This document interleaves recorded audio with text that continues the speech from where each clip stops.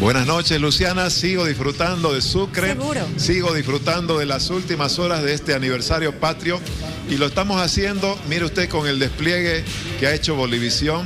Aquí en vivo, nosotros esta noche en el Salón Rojo de la Gobernación de Chuquisaca. Desde aquí se comenzó a gobernar Bolivia hace casi 200 años atrás. Mañana comienza ya la cuenta regresiva del Bicentenario.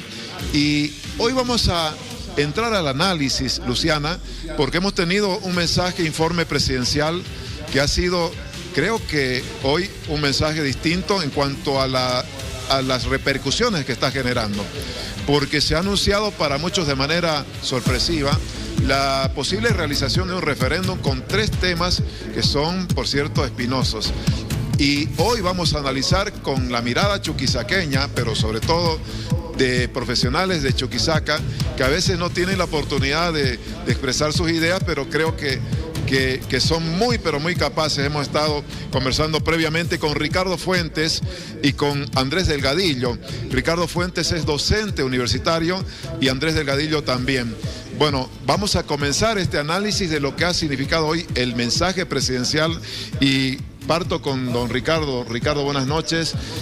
¿Qué le ha impactado más del mensaje presidencial? ¿Qué es lo realizable o no realizable en cuanto a referéndum y sobre todo medidas económicas que se han anunciado hoy? Buenas noches, Tufi, un gusto compartir el medio contigo. Sí, una respuesta insospechada para la clase política.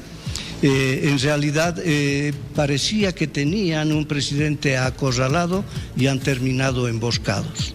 Las respuestas han sido políticas, jurídicas, institucionales, democráticas y apuntan en esencia a también enfrentar la crisis económica. El primer mandatario ha sido claro al visibilizar el contexto externo que se quiere ignorar en el medio político. Yo quiero plantearles a ustedes una revisión, y en Santa Cruz la tienen muy fresca.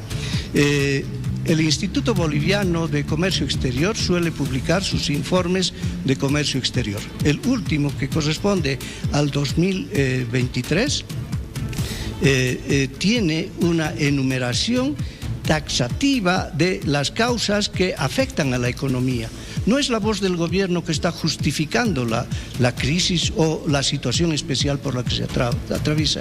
Son los exportadores, son los empresarios que están hablando del repliegue de la inversión privada a nivel mundial, están hablando de la elevación de los costos de fletes internacionales, están hablando de los conflictos bélicos que han determinado una oscilación en los precios de los hidrocarburos, en los precios de alimentos especialmente, en las tasas de interés en Estados Unidos. Y además ahora que está abriéndonos los ojos con la crisis que se está desatando desde la bolsa en el Japón. Tomo su primer titular grande, parecía que estaba acorralado el presidente y ha terminado planteando una emboscada. Andrés, ¿qué piensa al respecto? Sorpresa, hay quienes dicen, bueno, el presidente está tratando de ganar tiempo y generar un golpe de efecto más que una solución a los problemas. ¿Cuál es su criterio? El presidente requería reconfigurar el campo político y el campo económico. Para una reconfiguración de estos campos, el presidente necesariamente tenía que tomar una medida. Una de las grandes debilidades del presidente Arce es que no es político. El presidente no es político. Es presidente por la coyuntura del 2019, pero no porque él se haya gestado como actor político, no porque él haya buscado la toma del poder a partir del campo político. En ese sentido, su gran urgencia era tomar decisiones, ser un mandatario, tomar decisiones. Hoy ha tomado una decisión. La decisión es que se electoralice este país y que todos los actores políticos salgan en una sociedad democrática, que es a buscarse el voto, porque esto cambia todo. Ricardo, ¿coincide usted que el presidente no es político? Yo le decía en una charla previa a Andrés, pero ¿cómo no político si está buscando la reelección probablemente? En los términos que utiliza la política, los actores políticos tradicionales y la reciente oposición vista. Bueno, no es porque no tiene esa talla, no tiene esas características. Es más un estadista que apunta a una administración eficiente de la nave del Estado.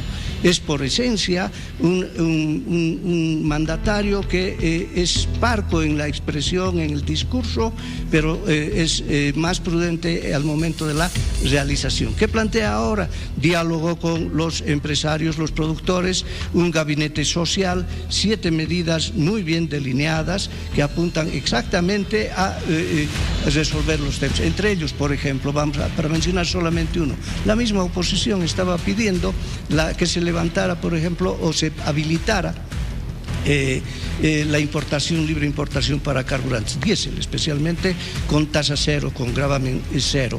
Bueno, los mismos analistas de la oposición planteaban que esa era una medida necesaria y que iba a afectar seguramente en el precio unos centavos, textual, así lo decían. Ahora esperamos que así suceda, ¿no? Esto va a proceder. Ahora, Andrés, el referéndum con 3 temas importantes, algunos de ellos más complejos que otros, pero requieren de una ley en el Parlamento o no, porque eso decía Andrónico Rodríguez hoy, va a tener que pasar por el Parlamento, porque si no tendría que ser por decreto. En ese sentido el presidente tiene una dificultad, no tiene el control mayoritario del Parlamento. ¿Cuánto de viable es desde esa perspectiva el referéndum? El referéndum es viable porque actor político que no tome esta oportunidad y no vea la reconfiguración política como una preelección del 2025 va a quedar excluido del campo político. El actor político que no tenga una decisión, que no tenga una posición respecto al tema de la subvención, al tema de la reelección o al tema de los escaños, está fuera, es un político dinosaurio, está acabado, no existe políticamente, va a tener que participar políticamente. Un referéndum tiene una característica diferente, que ya lo vimos el año 2016, que fue nuestro último referéndum. Ahí no van entre actores, va el actor contra él mismo. ¿Por qué pierde Evo el 2016? Porque por primera vez Evo no iba contra otros candidatos, iba contra él mismo. Los políticos hoy van contra ellos mismos, porque la reelección que implica ponerle un límite al poder. Bueno, de los 3 temas, combustibles, que van a entrar a consideración si se aprueba el referéndum, el otro que es básicamente curules, distribución de curules parlamentarios, y el otro, reelección presidencial, ¿cuál es el más complicado? Porque hay quienes dicen que también, bueno, ya se definió la reelección a través del Tribunal Constitucional, por ejemplo, hay una posición, ya está en la ley que los escaños deben distribuirse por población, pero el otro del diésel, ya el combustible es un poquito ya más de coyuntura y urgente. ¿Qué piensa Ricardo sobre esto? Los 3 temas y esta ya observación que hace la oposición de que ya hay temas definidos ahí. El procedimiento va a ser relativamente sencillo. Por iniciativa presidencial se manda una nota al Tribunal Supremo Electoral para que haga unas respuestas sobre los términos de las preguntas, si son viables, hay alguna observación. Esa respuesta, que tiene un plazo perentorio, se manda al Tribunal Constitucional y con el control de constitucionalidad el referéndum se viabiliza directamente. No tiene el otro procedimiento que señala Andrónico, ¿no? Han estado hablando de que inclusive aceptan ese reto si es que se plantea. Además, una evaluación de la gestión del presidente como si se tratara de un revocatorio. Eso no va en el último año de mandato, eso está fuera de contexto. Pero ciertamente este referéndum, en las 3 preguntas, va a resolver esta mediatización de la política que se propone encumbrar candidatos y no resolver, aportar a la solución de la problemática nacional. Este ambiente de tanto encono, enfrentamiento, nos ha afectado mucho económicamente, ha prácticamente conmovido la estabilidad que es tan cara a los bolivianos, es un patrimonio social muy importante e irresponsablemente lo han afectado. Entonces, la respuesta política, y ahí yo discrepo con Andrés, es decir, la respuesta política eficiente es convocar al referéndum, ¿no? Andrés, bueno, usted decía, cuidado que los opositores tienen que entrar a este nuevo campo político. ¿Usted le recomienda a los opositores viabilizar el referéndum? Totalmente. El gran problema que tienen los actores políticos se llama Evo Morales. Todo el día repiten que Evo Morales no sea candidato, que Evo Morales no puede. Bueno, ahora que le ganen a Evo Morales el referéndum, porque Evo Morales va a tener que salir de la comodidad del chapari, de su pescado y de su Twitter. Va a tener que transitar este país y tratar de reconstruir un partido que lo tiene completamente dividido. Porque si pierde, chao Evo Morales para siempre. Por primera vez, chao Evo Morales para siempre. Y si gana, que se aguanten el resto, porque viene un Evo Morales con todo el impulso de haberte ganado un referéndum. Decían en el MAS los seguidores de Evo Morales que con esta convocatoria a referéndum para tratar el tema de la reelección se está reconociendo que el fallo del tribunal o el dictamen del Tribunal Constitucional no es válido. ¿Qué piensa, Ricardo? No, claro que no hay una estructura, una funcionalidad del aparato del Estado, y el Tribunal Constitucional tiene la función de última intérprete de la Constitución. Ya se ha pronunciado en la sentencia 10-10-2023 que revoca la 084 anterior, y lo ha hecho sobre la base de la opinión consultiva de la Corte Interamericana de Derechos Humanos, ¿no? Esto es para clarificar el tema del entendimiento, la comprensión que se tiene sobre el texto constitucional, pero asociarlo a la voluntad del soberano. De esa manera no hay lugar a discrepancias, discusiones. Recuérdese que hubo un referendo para plantear la reelección de Evo Morales, y ese referendo fue objeto de una acción ante el Tribunal Constitucional para entender que estaba coartando un derecho humano. Esto es sencillamente para ratificar efectivamente que no hay lugar aquí a personajes que puedan permanecer indefinidamente en la política. Bueno, para ir concluyendo, Andrés, usted decía, prácticamente se abre una electoralización del país, se politiza, hay quienes manifiestan, pero lo central es la economía, no hay diésel, no hay dólares, y lo que queremos es soluciones de inmediato. Los analistas económicos dicen lo que se ha anunciado hoy no son soluciones de inmediato, son de largo plazo. ¿Qué piensa? En un país racional, por supuesto que la calidad de vida, la movilidad social, los indicadores deberían ser lo más importante. En Bolivia eso no funciona, este es un país completamente político. Desde 1825 la política ha determinado absolutamente todo. No, aquí tenemos un macrocampo que es el político que absorbe al resto. Entonces, en este contexto, pues la política determina con aciertos o con desaciertos, pero es la política la que le pone pulso a este país. Muy bien. Bueno, Luciana, no sé si hay alguna consulta para nuestros dos analistas, mirada desde Chuquisaca de lo que ha sido hoy el mensaje presidencial y las celebraciones del 199 aniversario de la independencia. Análisis completo, Tufi, gracias. Nosotros enseguida vamos a estar también con otros invitados y analistas abordando estos temas y escuchando otros puntos de vista. Pero en Sucre eso no es todo, porque Vania Borja también ha estado con un gran movimiento en la mañana, desarrollando toda la cobertura, conversando con los actores políticos que han estado presentes, también con repercusiones en el ámbito político luego del mensaje del presidente Luis Arce. Pero a esta hora algo. A ver. Lo tengo acá, don Gonzalo Chávez, analista económico, porque tenemos que seguir desmenuzando lo que ha sido el informe mensaje del presidente el día de hoy. En Sucre, gracias por estar con nosotros. Vámonos directo a la última parte, por favor, a donde él ha hecho los anuncios, porque yo sé que quiere hablar justamente de eso. Lo primero, su percepción.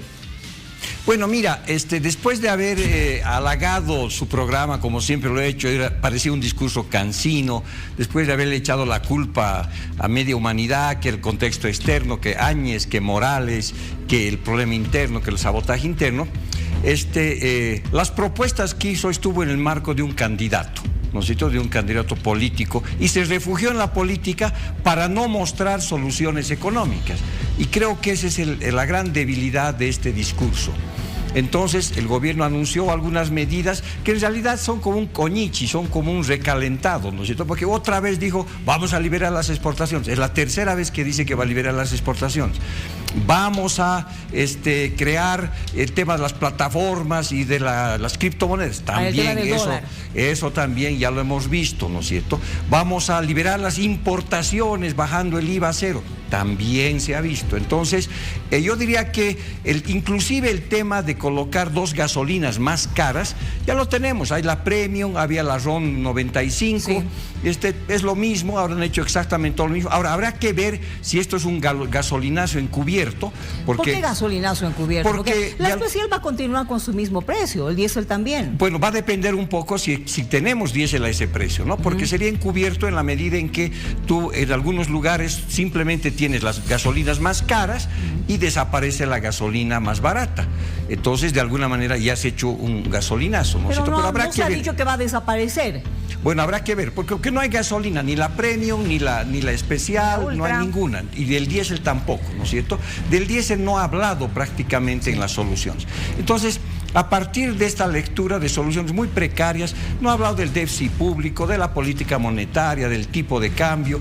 Nuevamente se ha refugiado en la política y ha dicho, voy a consultar esto con los empresarios, con los movimientos sociales y a ver qué me resulta de eso. Y en el tema más complejo, que es el subsidio, ¿no es cierto? Se lavó las manos como Poncio Pilatos y dijo, bueno, miren, yo eso lo voy a consultar al pueblo, le voy a preguntar si la gente quiere o no quiere subsidio. Entonces, de alguna manera, esta responsabilidad ejecutiva, donde tú tienes que decir qué pasa con los subsidios, se complica. Es como cuando vas a un médico, déjame terminar esta idea. Sí. Como cuando vas a un médico, el médico pues te dice, bueno, mira, tú tienes graves problemas de salud, tienes un cáncer, pero voy a consultarte a ti y a tu familia para ver si te trato o no te trato. A ver, ¿no acuérdese de algo. Sí.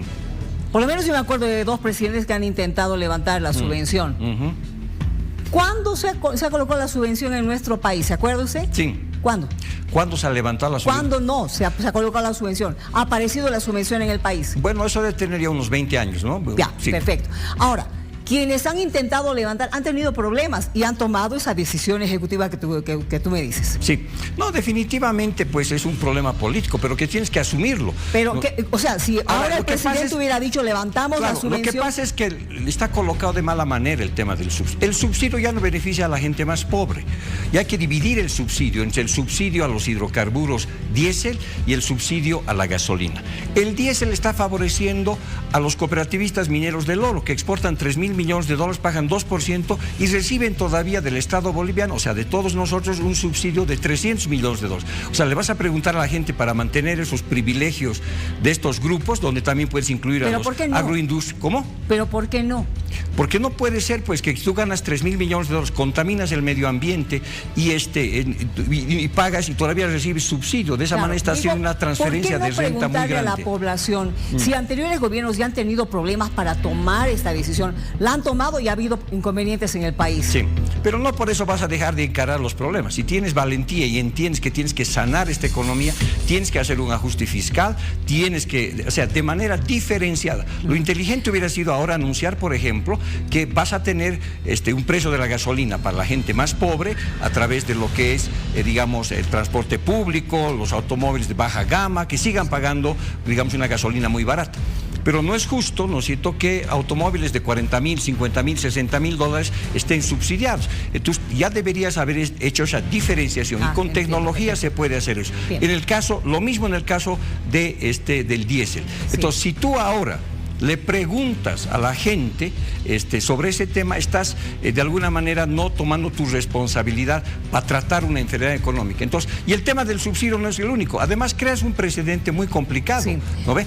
Porque resulta ahora que, bueno, el problema es el déficit público. Uno de los componentes más importantes del déficit público es el subsidio. Entonces, eso le va a preguntar a la gente. Entonces, preguntemos también, pues, de las empresas públicas deficitarias. Preguntemos el tema de empleo, etcétera. Ahora, para el déficit público, para reducir el déficit público, ¿qué hay que hacer? ¿Cerrar empresas deficitarias? Por supuesto. Y al cerrar empresas deficitarias dejaríamos en la calle también a muchas personas. Ah, sí, pero hay que crear programas de empleo que en el sector que emprendan para que puedan sobrevivir. Lo que no puede pasar es que nosotros sigamos manteniendo a 500.000 personas, ¿no es cierto?, con salarios elevadísimos y son muy ineficientes. Entonces, si vamos a entrar en esto del referéndum, consultemos a la gente, pues, ¿qué tamaño tiene que ser el sector público? ¿300.000, 400.000, 500.000? Votaremos. Ahora, o preguntaremos qué va a pasar con las empresas. ¿Sería imponer un 21.060? ¿Cómo? ¿Sería imponer un 21.060? No, porque la situación... ¿Algo parecido a lo de la Argentina? No, mira, yo creo que lo que pasa es que hay que intentar, digamos, la realidad económica boliviana es bastante compleja. No estamos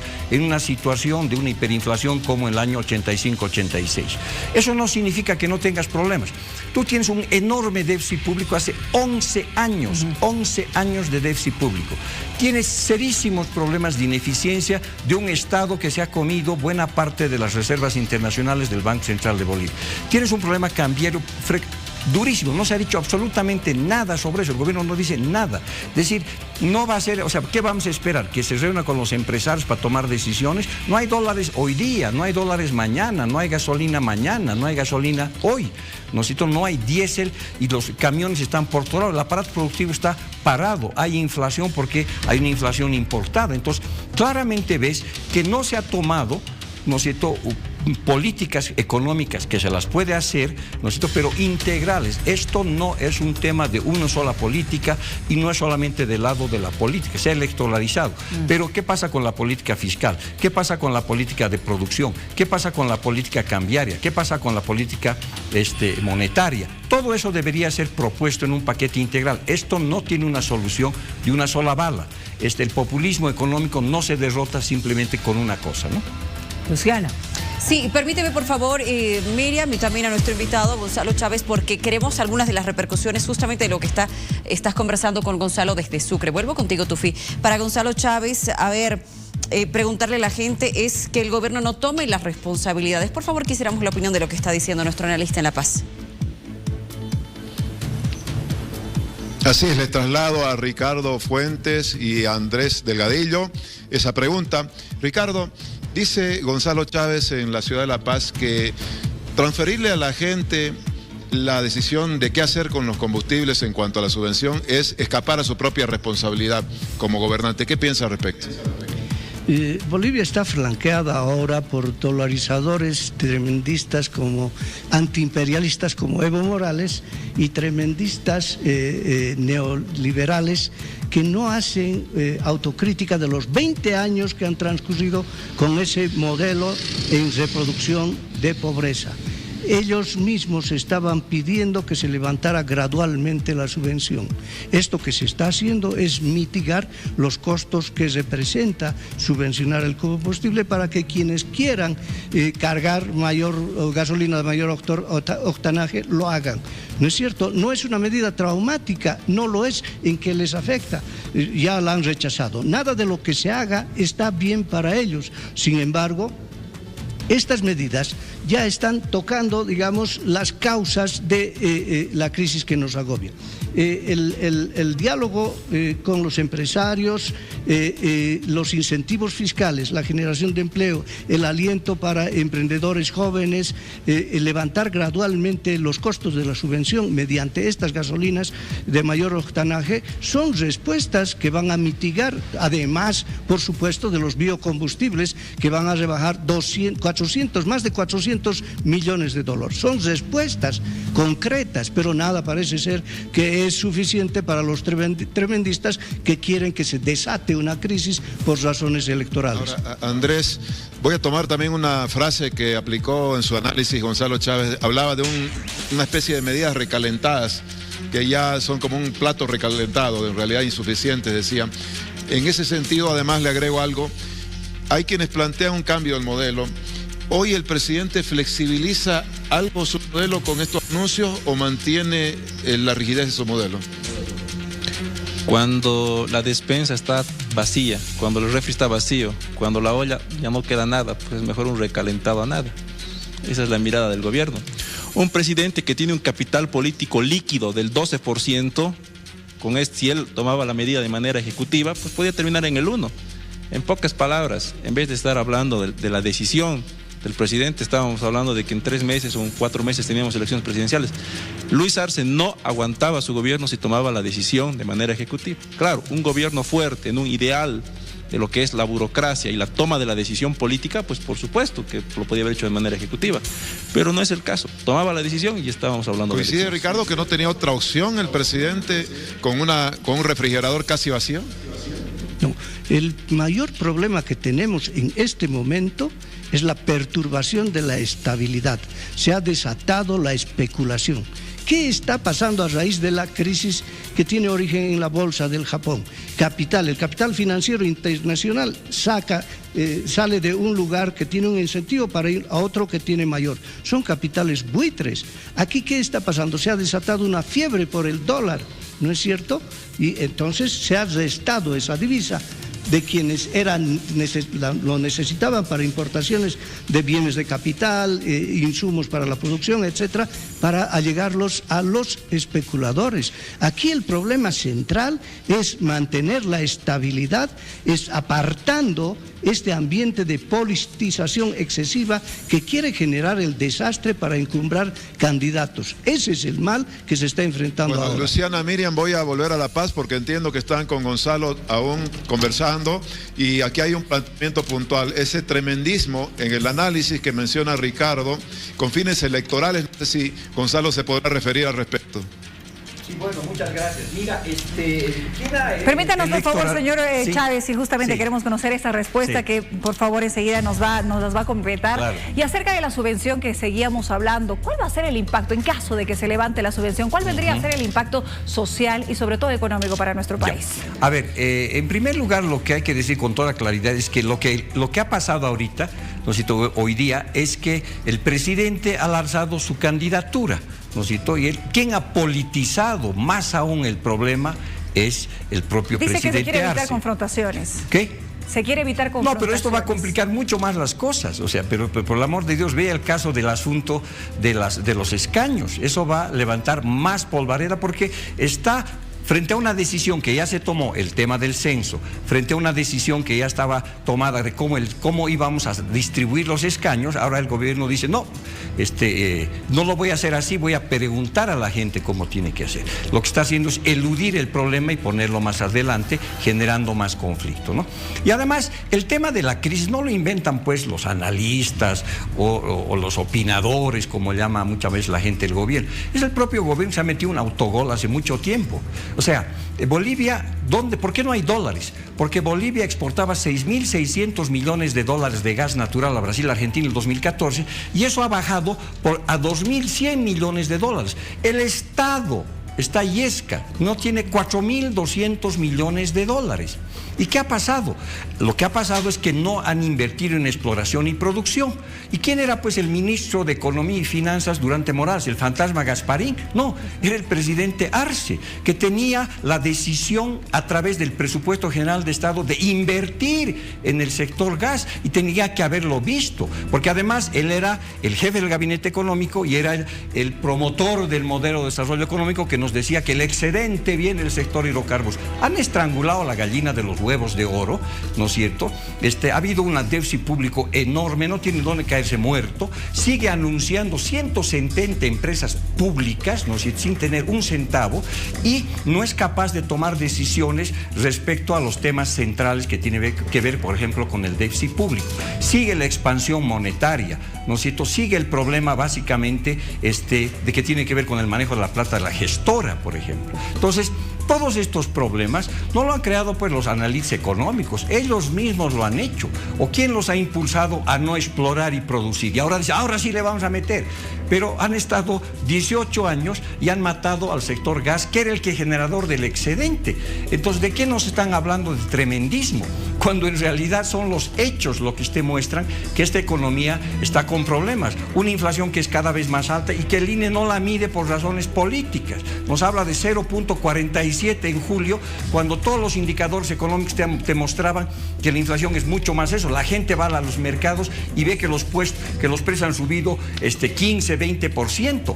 Una tasa de desempleo baja 4.1. Pero por Dios, el 80% de esa gente tiene un empleo precario, está en el sector informal. Un crecimiento cada vez más enano, porque no hay inversión pública, ¿no es cierto? Entonces, todos estos indicadores son de agotamiento de este modelo primario exportador, ¿no es cierto? El modelo es un muerto que se ha olvidado de caer. Y lo único que falta, ¿no es cierto?, ahora es que lo están queriendo revivir desde la política, electorizando los temas y no dando soluciones. La gente le va a decir, ok, ¿qué hago con los subsidios? Ahorita yo venía para acá y hay tremendas colas para la gasolina y para el diésel. ¿Qué le vas a decir? Te vamos a preguntar en más o menos 6 meses qué hacemos con el diésel o qué hacemos con la gasolina. ¿Eso vas a hacer? Gonzalo, muchísimas gracias. Sí, le agradecemos muchísimo, Gonzalo, por habernos acompañado esta noche con este análisis. Gracias también desde Sucre a Tufí, a Andrés Delgadillo, analista político, y a Ricardo Fuentes Vélez, también analista político, que nos han acompañado en este panel que hemos armado para hablar en primera instancia del mensaje presidencial y, claro, el tema económico, que sí, definitivamente es muy importante. Son las 22:37. Permítanos hacer una pausa, pero más adelante la autoridad. También la voz del gobierno está con nosotros, el ministro Sergio Cusicanqui, en planificación. Enseguida, aquí en vivo, ya volvemos.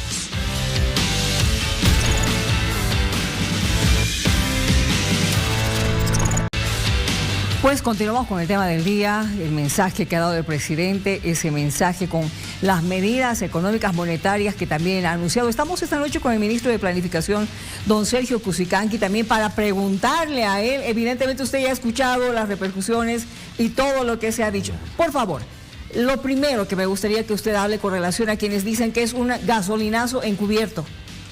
Bueno, muy buenas noches, Miriam, Denise, a toda la audiencia a través de ustedes. Saludar también en este 6 de agosto y felicitar a todas las bolivianas y bolivianos en este Día Patrio. Es totalmente falso lo que están señalando algunos actores políticos de que es un gasolinazo encubierto. El presidente ha sido muy claro al señalar de que la gasolina tradicional, con la subvención establecida, se va a mantener, se mantiene al alcance de la población, con la subvención incluida, y que se están introduciendo dos tipos nuevos de gasolinas de mayor octanaje y que van a permitir tener mejor rendimiento a los vehículos si es que la boliviana o el boliviano decide utilizar esa nueva gasolina de más alto octanaje. La decisión de la subvención, lo ha establecido claramente el presidente, se la va a tomar a través de este referéndum que ha planteado el presidente, porque entendemos y entiende también el presidente que es una decisión que hay que tomarla de manera conjunta con la población. Cada boliviana, cada boliviano, a través de una decisión informada, va a poder tomar esta decisión y establecer también, a través de las consecuencias de una u otra opción, tomar la decisión si se mantiene o no se mantiene la subvención en el país, que es un tema también que no hay que olvidar que muchos actores políticos semanas atrás y meses atrás vienen hablando de manera permanente de que hay que levantar la subvención. Y cuando el presidente plantea un referéndum y plantea la introducción de nuevas gasolinas en el mercado nacional, lamentablemente se trata de politizar el tema y desvirtuar la propuesta realizada por el presidente. Ministro, buenas noches. A propósito de la propuesta del referéndum vinculado a los combustibles, hay quienes creen que se está transfiriendo una decisión, una responsabilidad que debería tomar inmediatamente el presidente y sin demoras, que esperar todavía un referéndum es seguir postergando una decisión urgente y necesaria para encarar este problema de la falta de dólares y el abastecimiento de combustibles. ¿Qué piensa usted respecto a esa crítica de que se está transfiriendo una responsabilidad que debería inmediatamente tomar el propio presidente?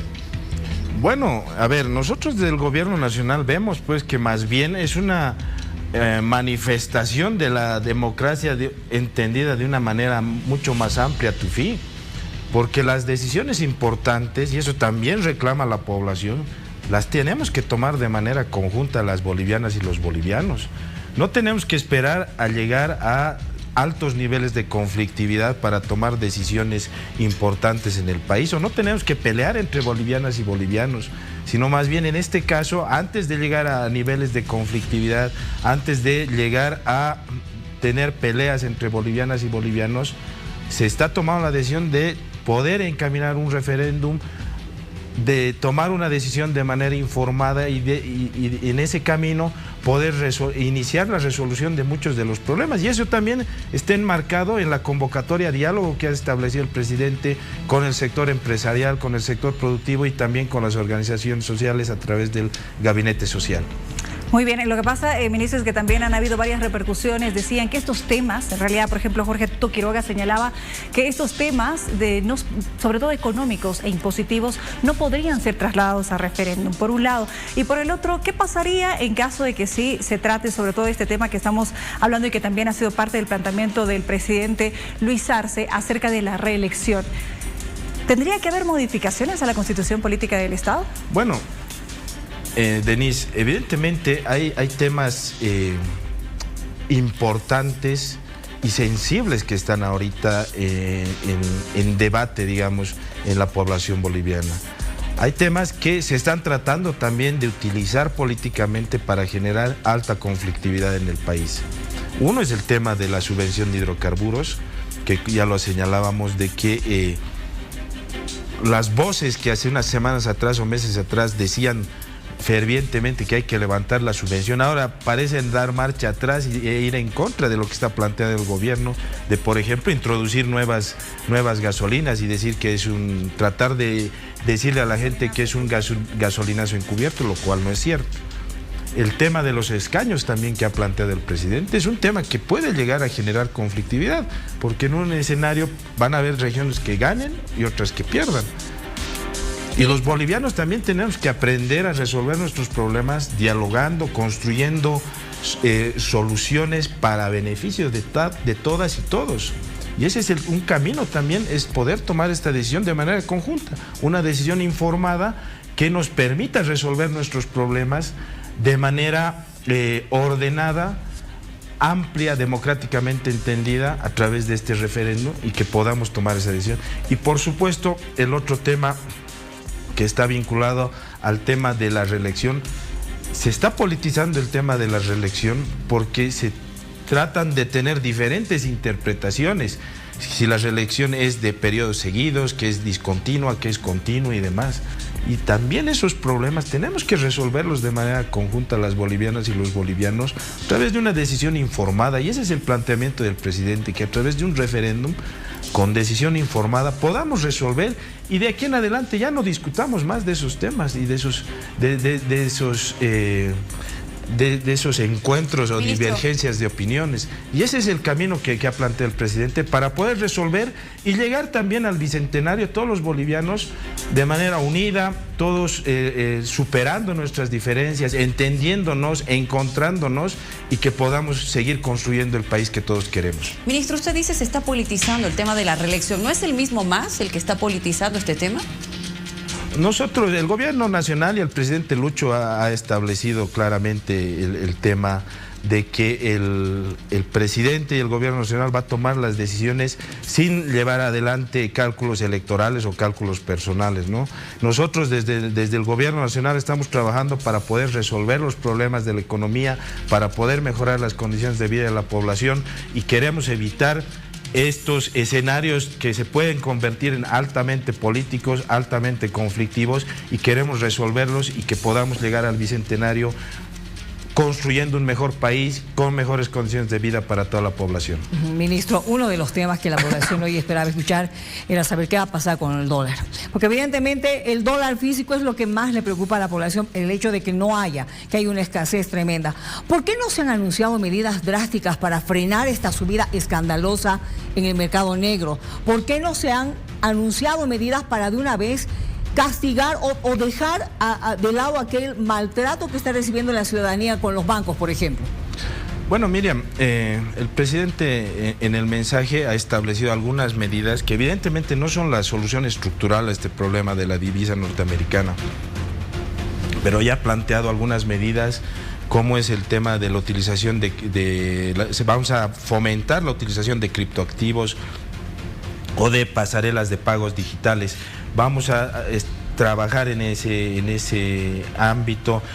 También vamos a reducir la alícuota al impuesto de repatriación de utilidades para fomentar a que se queden esas utilidades de muchas empresas y que se puedan reinvertir en el país. También vamos a fomentar el incremento de la producción de productos exportables a través de planes de inversión y de producción de 5 años que le permita dar certidumbre a los productores para que puedan realizar inversiones y de esa manera agilizar y aumentar la exportación.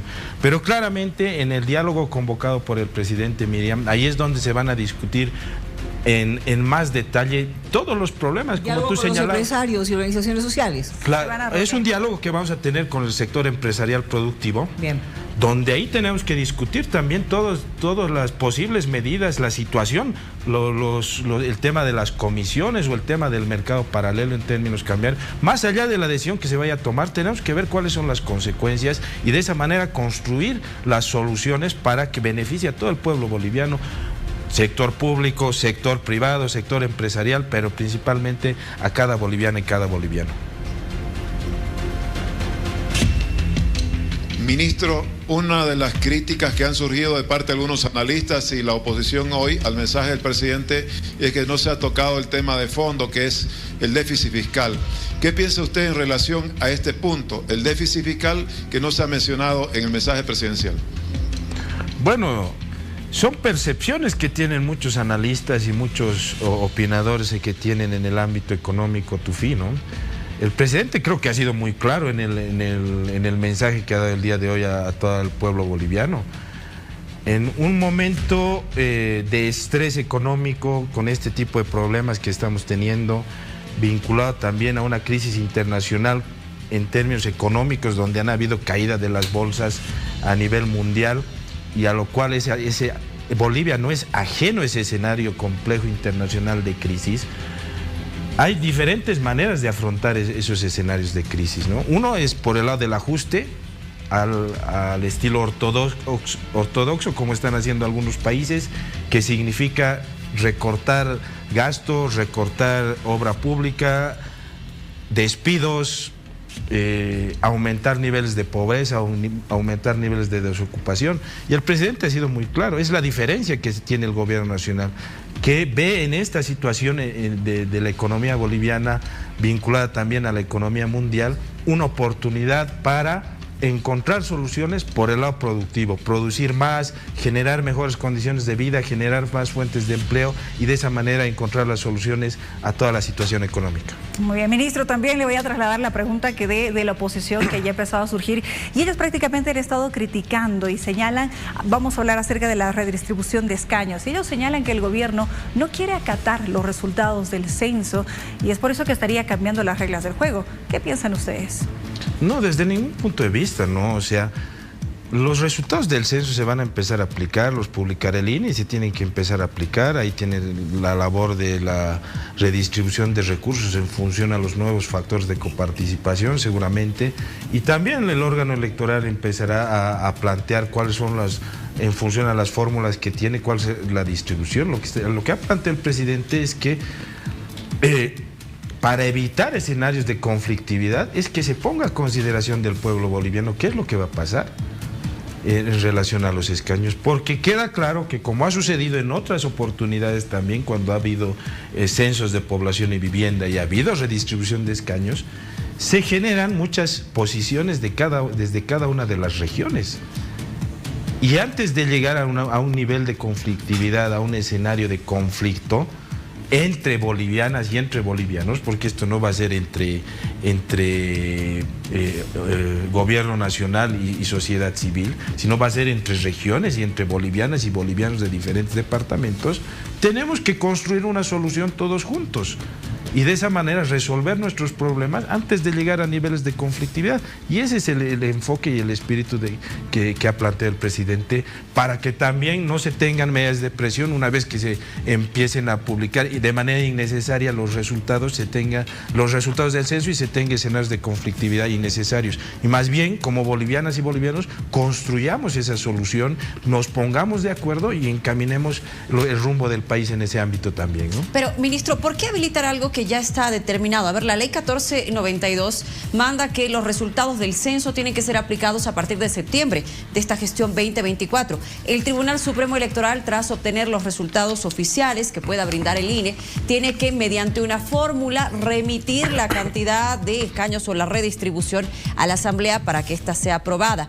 Es necesario abrir esto, abrir parcialmente el artículo 146 de la Constitución Política del Estado, que es el que habla específicamente de los escaños en diputados, etcétera. ¿Es realmente necesario? Usted mismo hace instantes dijo, esto abre la posibilidad de que pueda generarse un escenario de conflicto entre regiones que puedan tener mayor o menor cantidad según esta determinación. Y le lanzo una segunda pregunta, si me lo permite, por favor, agradecería mucho la respuesta de ambas. Tema subvención. ¿Qué pasaría si en este referéndum de llegar llegar a aplicarse, la gente dice no, que continúe en todo caso la subvención. ¿Cuál es el plan B del gobierno?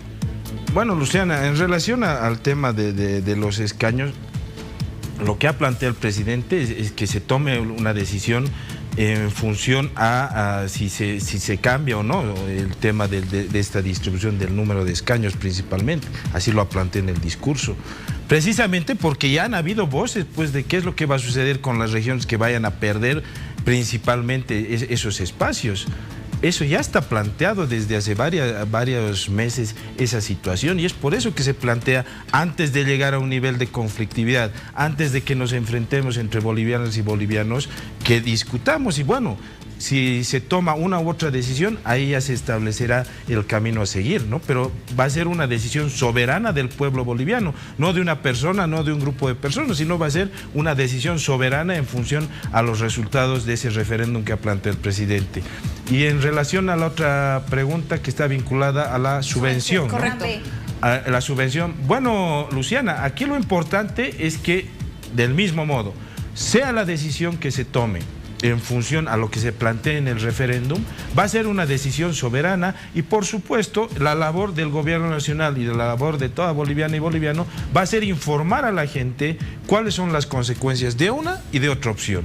Y de esa manera, por eso decía, en base a una decisión informada, todos podamos tomar una decisión y en función a esa decisión saber cuáles son las consecuencias de una u otra posibilidad. Si se mantiene la subvención, cuáles son las consecuencias. Y todos asumir también esas consecuencias. Y si hay que levantarla, también saber cuáles son las consecuencias y qué es lo que vamos a tener que hacer. Y ese es el camino que ha planteado el presidente para que de manera democrática, muy ampliamente también, participativa de cada boliviano y boliviano, podamos tomar de manera conjunta esas decisiones que van a ser sumamente importantes para estos temas trascendentales dentro de nuestro país. Ministro, junto con la crítica de quienes dicen que el presidente no ha sabido tomar la decisión en torno a la subvención, por ejemplo, y otras medidas mucho más drásticas, hay quienes consideran que el presidente ya está en carrera política, carrera electoral, que serían las propuestas de un candidato. ¿Qué les dice usted?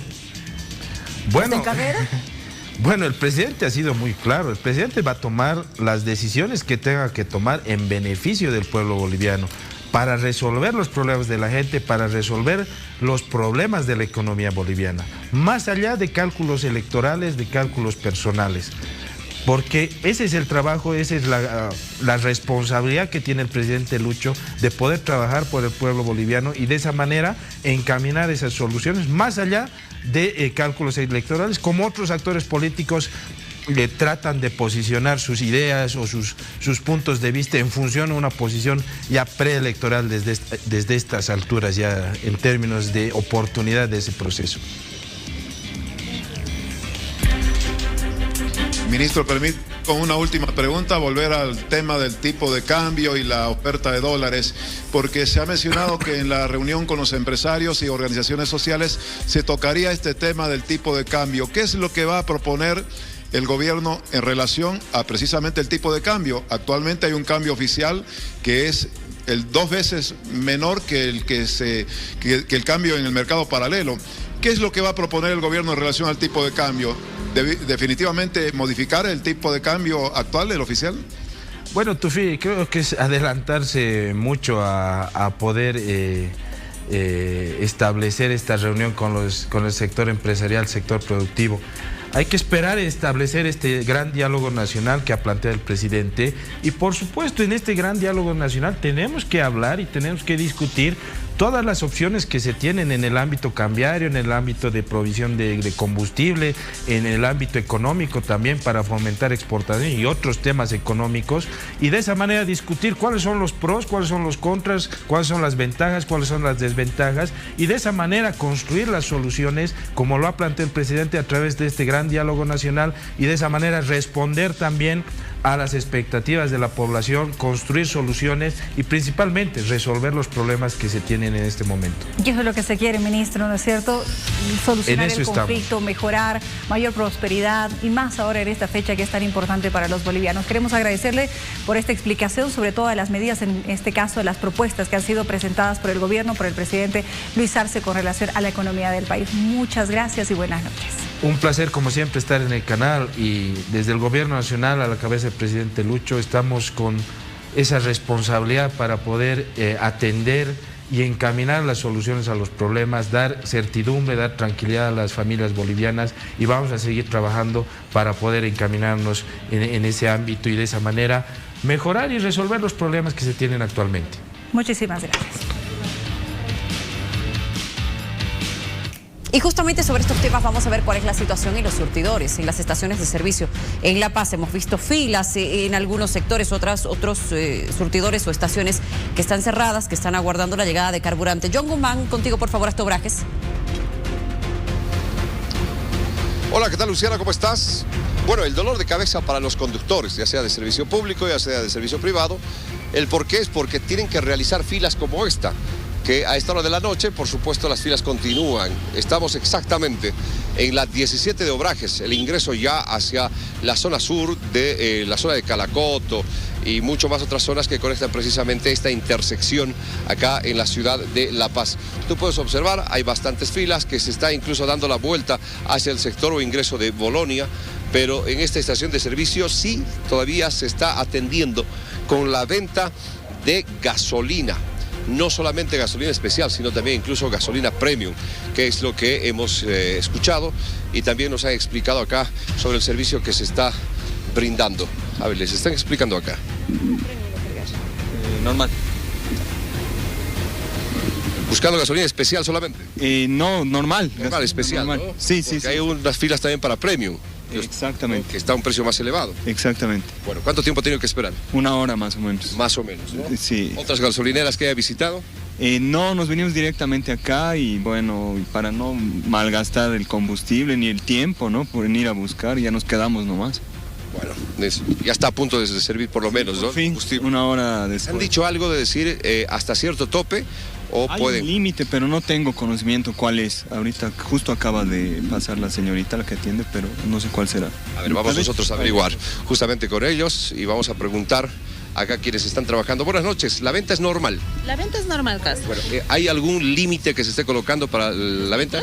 Sí, para los vehículos. No tiene límite, casi. Pueden Si quieren tanque lleno, full, se puede. Se puede. Se está vendiendo gasolina especial y premium. Especial y la premium, casi, que es a 4.79 el litro de la premium y a 3.74 de la normal. Por lo menos los precios se mantienen. Se mantiene. No dijeron absolutamente nada de que se sube a un precio internacional, nada. No nos han dado ningún comunicado, nada. El precio es el mismo. El mismo. Hay que evitar especulación. Claro que sí. ¿Tienen gasolina todavía como para atender a toda esa fila que hay acá? Normal, casi. Normal. Está el abastecimiento aquí. Perfecto, ahí está. Se está por lo menos garantizando el abastecimiento para todos y cada uno de los vehículos.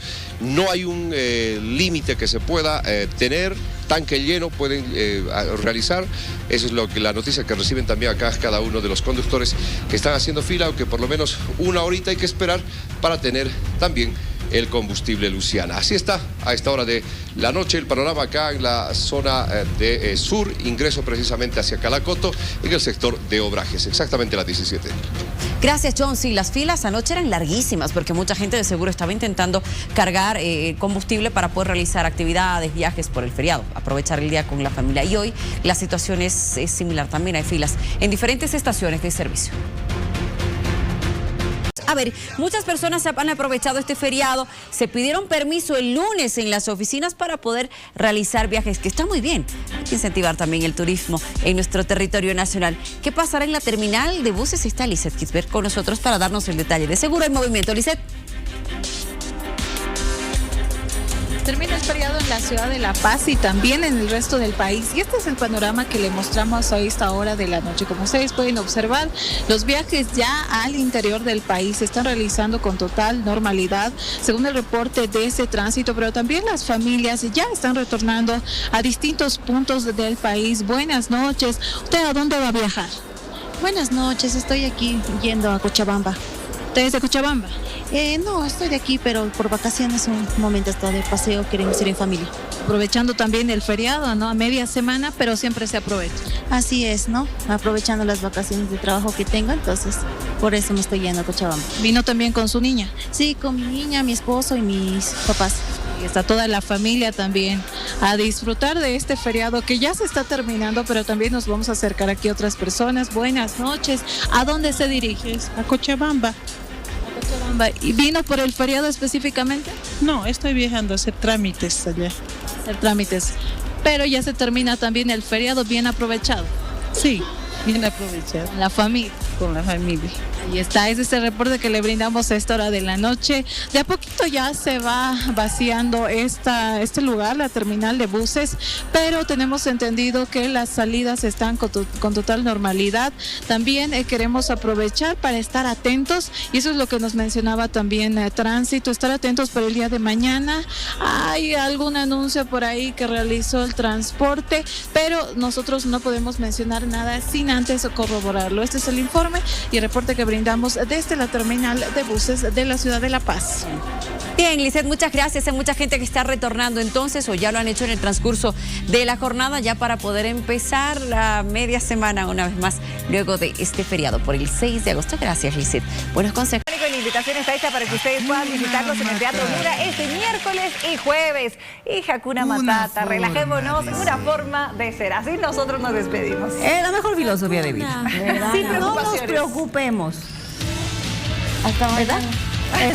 Así me gusta esta mañana. Espero que nuestro querido Tufi descanse. Que así sea. Gran trabajo el que realizaron. Demasiado. Y mañana nos vemos. Hakuna Matata. Buenas noches. Hasta mañana.